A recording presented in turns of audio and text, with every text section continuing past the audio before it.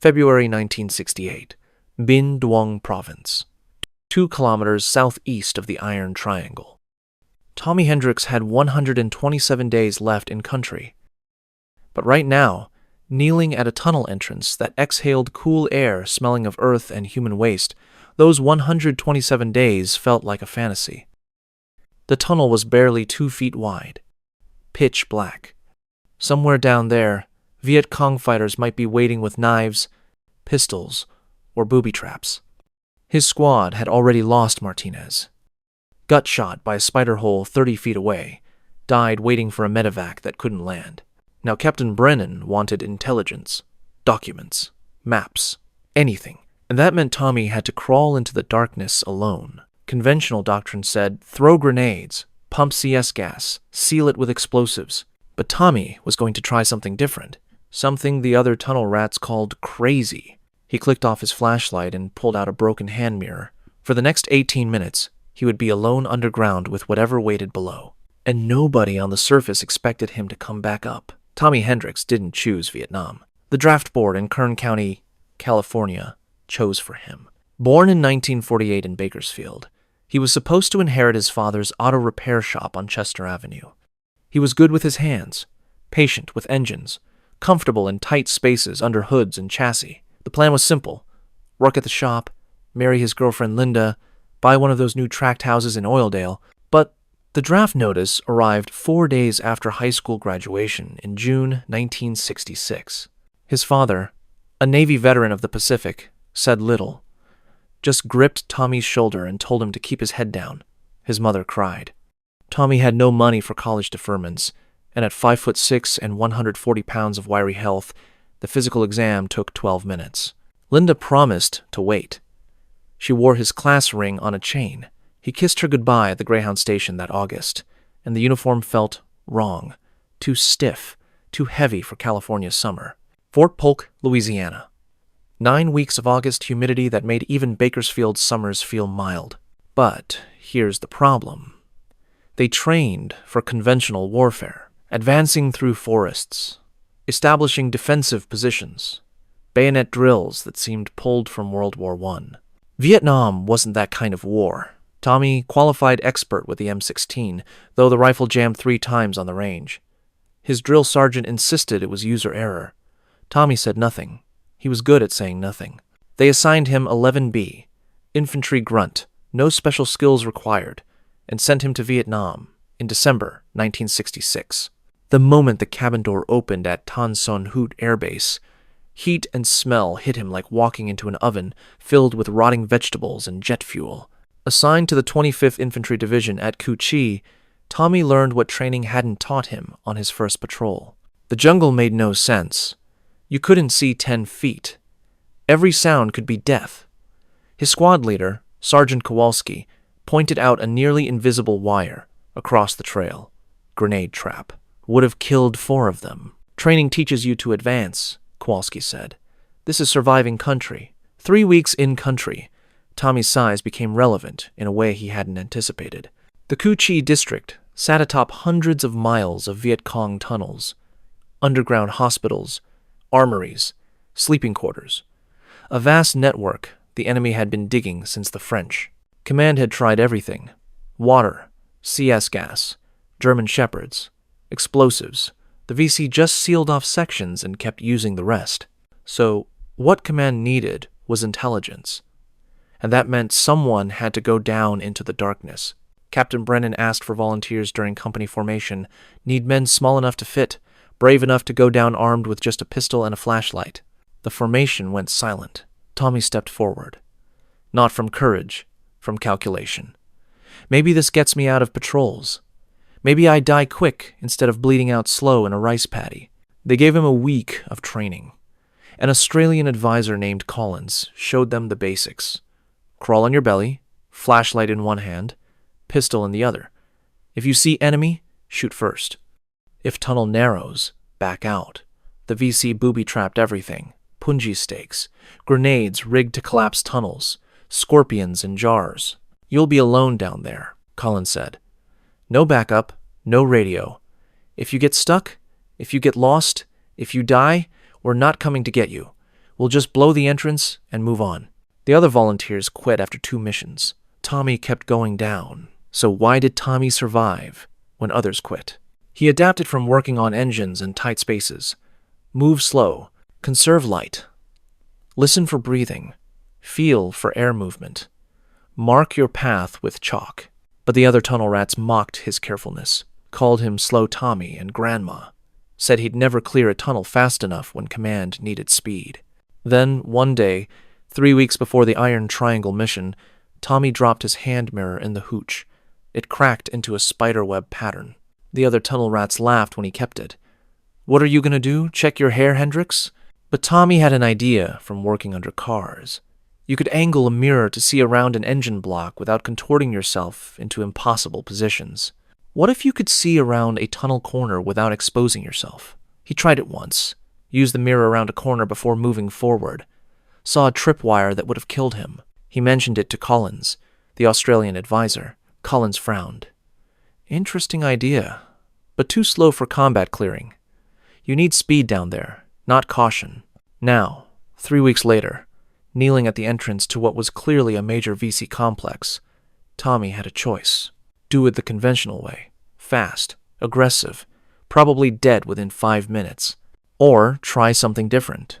The tactical situation was deteriorating fast. Martinez's body lay in the elephant grass 30 feet away, poncho draped over his face, flies already gathering. The squad had been static for 40 minutes. In Vietnam, static meant death.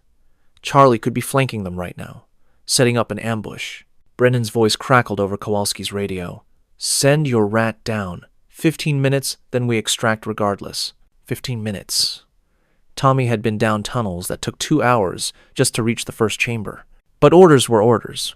He checked his gear. .45 pistol with 2 spare magazines, 18 rounds total. The flashlight was military issue, heavy and bright, but the batteries were half dead. Maybe 30 minutes of light left.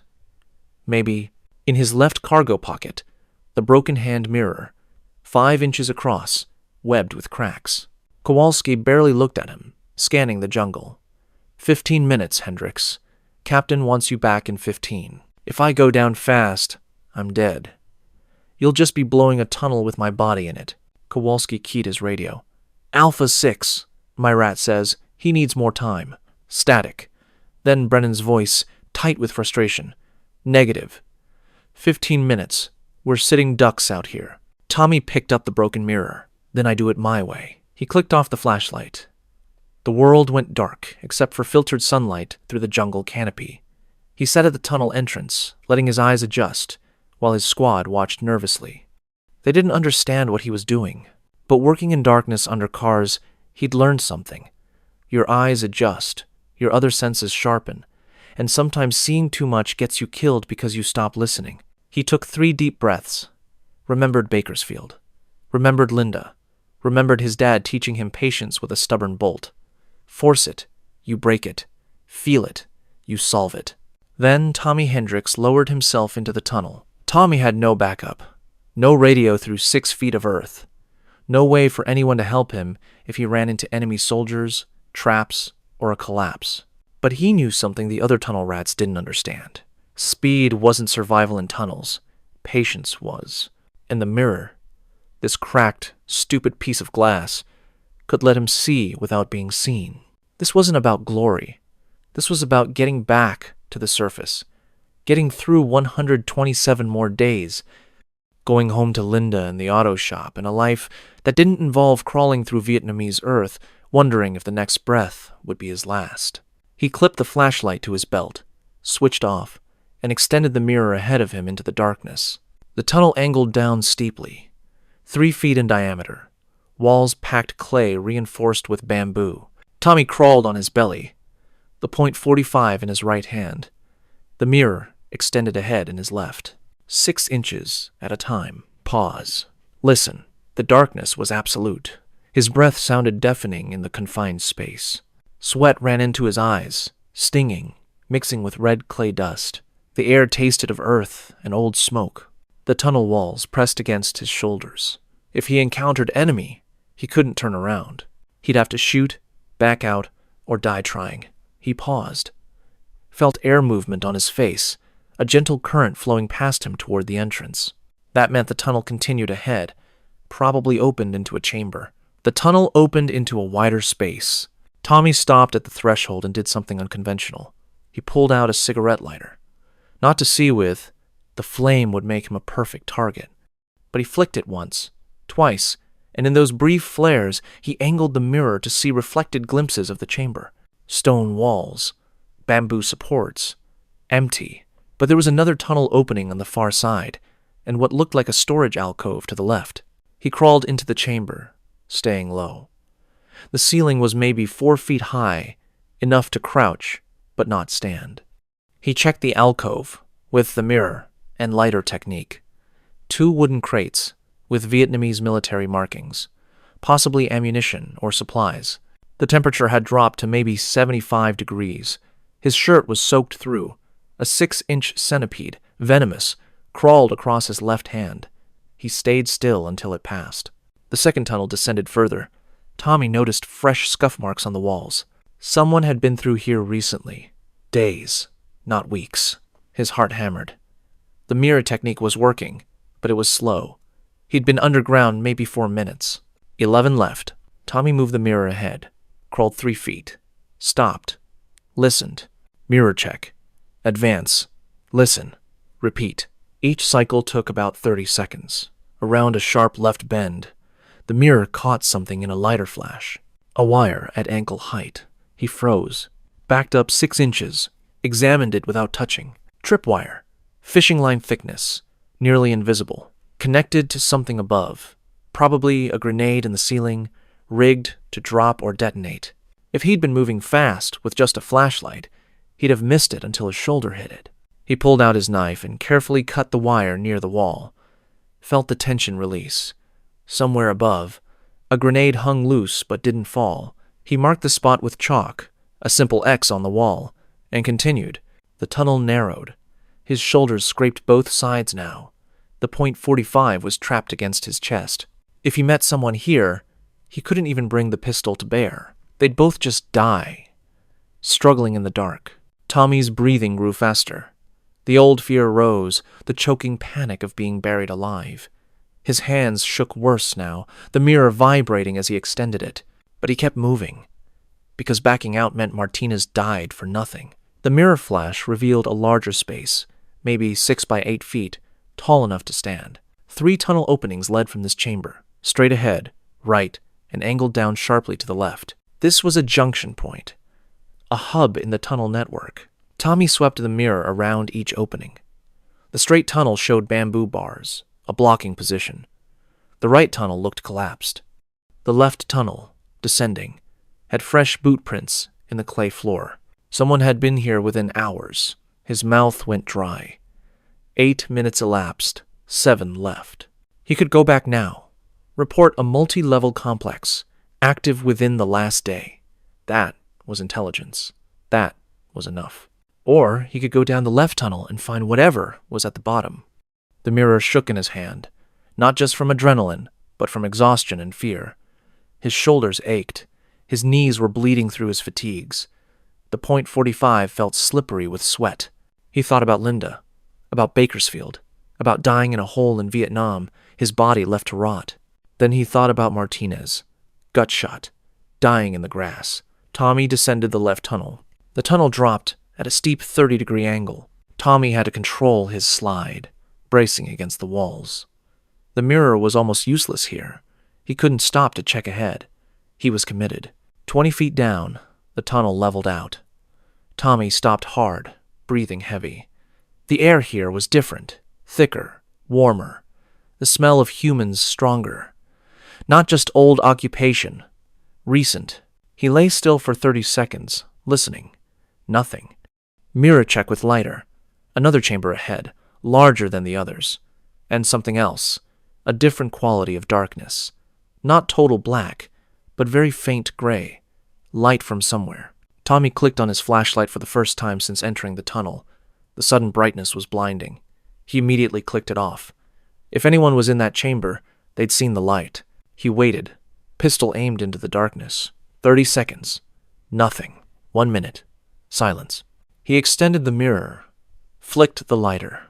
The chamber was huge, maybe 15 feet across, 7 feet high. A command post. He could see a table with papers scattered on it, a radio, American-made, probably captured. Ammunition boxes stacked against one wall, a sleeping mat in the corner, and a ventilation shaft in the ceiling, letting in dim, filtered daylight. Empty. Recently abandoned. This was it. This was what Brennan wanted. Tommy crawled in and finally stood upright for the first time in 12 minutes. His back cracked. His legs nearly gave out. He turned on the flashlight fully now. If anyone was down here, they already knew. The papers on the table were maps, operational plans, personnel rosters, all in Vietnamese, but clearly military. He stuffed them into his cargo pockets, folded them inside his shirt.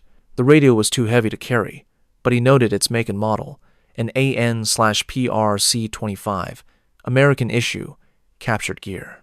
In the ammunition boxes, SKS rounds, RPG warheads, grenades, a small armory.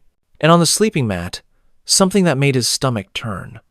A photograph of American soldiers, prisoners, bound and kneeling, dated 3 weeks ago. He pocketed the photo, evidence.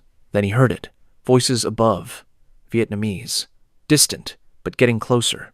The VC were coming back. Tommy killed the flashlight. He had maybe 2 minutes before they reached the junction chamber. He couldn't go back up the way he came. They'd be coming down that route. The steep slide tunnel was one way. The collapsed tunnel was a trap. The bamboo-barred tunnel was his only option. Tommy ran to it in the gray light from the ventilation shaft. The bamboo bars were lashed with vines.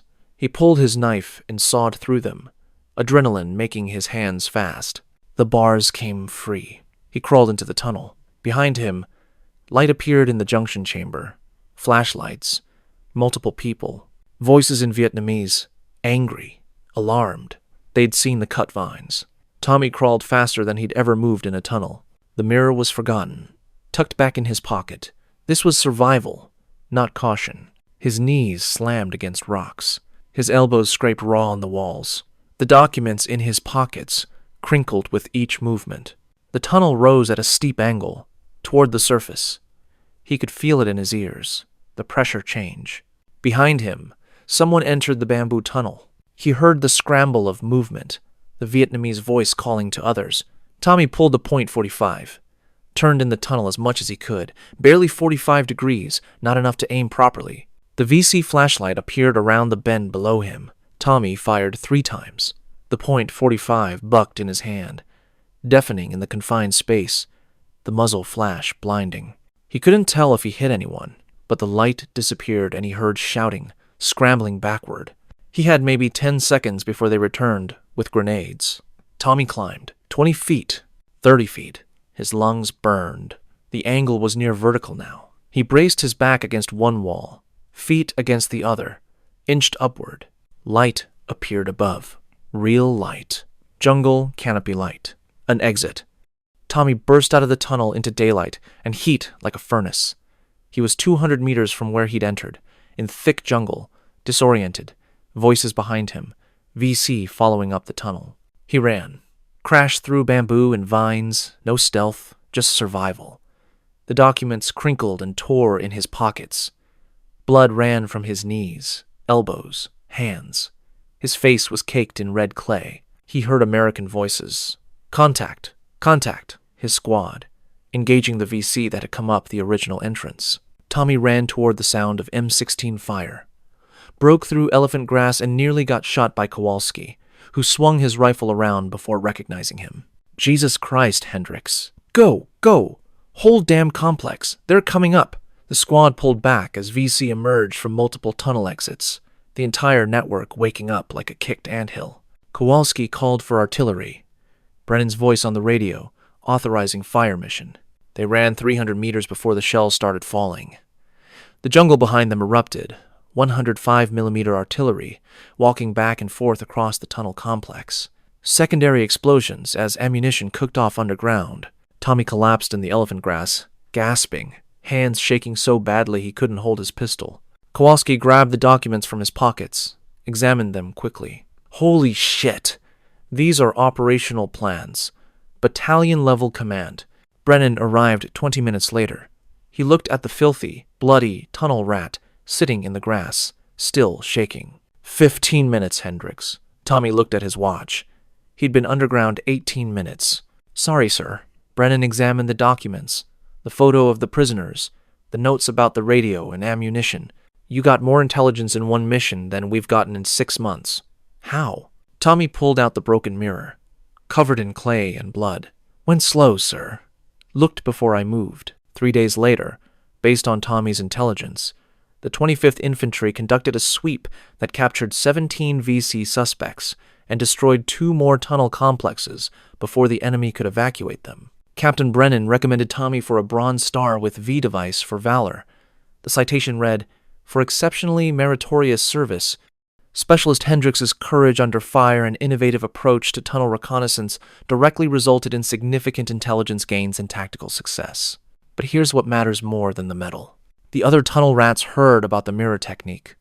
Within a week, 3 of them were trying variations. Within a month, it had spread to tunnel rat teams across 3rd Corps. Small mirrors became standard kit, requisitioned from medical supplies or taken from captured enemy gear. Collins, the Australian advisor who'd called it too slow, found Tommy 2 weeks later. Heard about your crazy flashlight trick. Mirror trick, sir.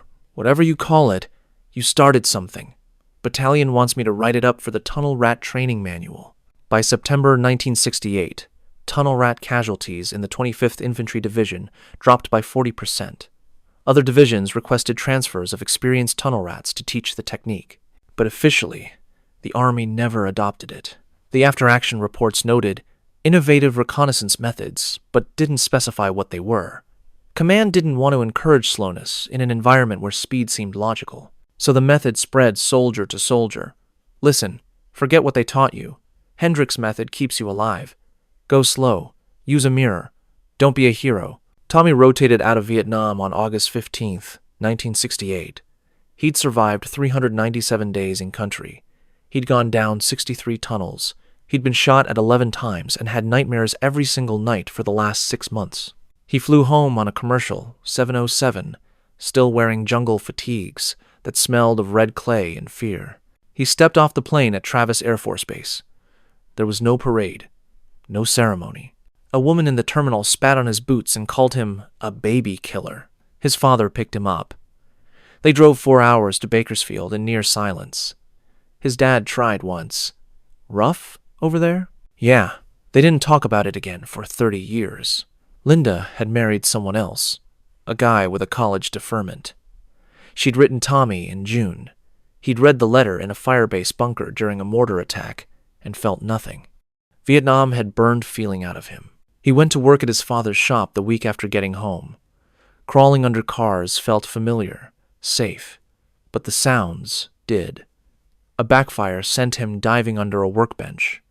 The shop radio playing news about Vietnam made his hands shake. The nightmares started 2 weeks after he got home. Every night, the same dream. Crawling through darkness, the mirror showing what was ahead, and it was always a face. Always Vietnamese. Always with a knife. And he could never move fast enough. For 17 years, Tommy Hendricks didn't tell anyone about the tunnels. He worked at the shop, married a woman named Sarah in 1972, had 2 kids, attended church on Sundays, and kept the war locked away. But in 1985, a VA counselor started a support group for Vietnam veterans. Sarah pushed Tommy to go. He resisted for 6 months before finally attending a Wednesday night meeting in a church basement. 12 men, all Vietnam veterans, all carrying the same exhaustion in their eyes. When it was Tommy's turn, he said, "Tunnel Rat, 25th Infantry, Coochie." An older veteran across the circle looked up sharply. "You, Hendricks?" "Yeah, I was 1st Infantry. Our tunnel rats learned your mirror trick. Saved my life in '69. I went down 3 tunnels using that method. Came back every time." Tommy started crying. Deep, shaking sobs that bent him forward in his chair. Sarah held him. The other veterans waited, quiet, respectful. When he could speak again, "I just wanted to survive and bring my men home. I didn't think it mattered." It mattered. The U.S. Army never officially changed tunnel warfare doctrine based on Tommy's mirror technique. The training manuals continued to emphasize speed and aggression, but in the informal world of soldiers helping soldiers, the method persisted. Navy SEALs doing shipboarding operations in tight compartments used similar mirror techniques. Rangers clearing buildings in Somalia carried small mirrors to check corners. By Iraq and Afghanistan, every combat unit had small inspection mirrors in their standard kit. No official manual credits Specialist Tommy Hendricks, but the technique he innovated in 1968, using a mirror to see without being seen, prioritizing patience over speed in confined spaces, became foundational to modern close-quarters combat. Tommy Hendricks worked at the auto repair shop until he retired in 2008.